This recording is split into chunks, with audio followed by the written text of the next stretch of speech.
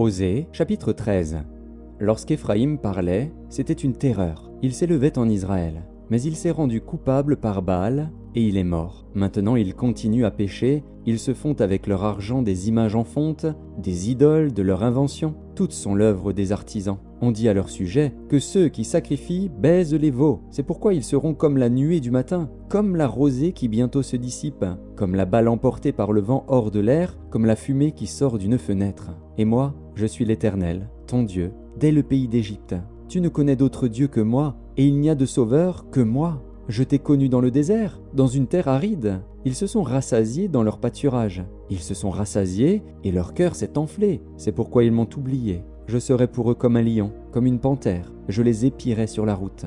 Je les attaquerai comme une ours à qui l'on a enlevé ses petits, et je déchirerai l'enveloppe de leur cœur. Je les dévorerai comme une lionne. Les bêtes des champs les mettront en pièces.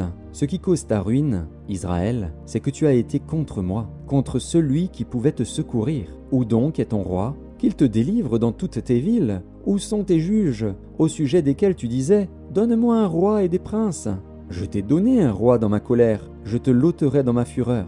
L'iniquité d'Éphraïm est gardée, son péché est mis en réserve. Les douleurs de celle qui enfante viendront pour lui. C'est un enfant peu sage, qui, au terme voulu, ne sort pas du sein maternel. Je les rachèterai de la puissance du séjour des morts, je les délivrerai de la mort. Ô mort, où est ta peste? Séjour des morts, où est ta destruction? Mais le repentir se dérobe à mes regards. Éphraïm a beau être fertile au milieu de ses frères, le vent d'Orient viendra, le vent de l'Éternel s'élèvera du désert, desséchera ses sources, tarira ses fontaines. On pillera le trésor de tous les objets précieux. Samarie sera punie, parce qu'elle s'est révoltée contre son Dieu. Ils tomberont par l'épée, leurs petits enfants seront écrasés, et l'on fendra le ventre de leurs femmes enceintes.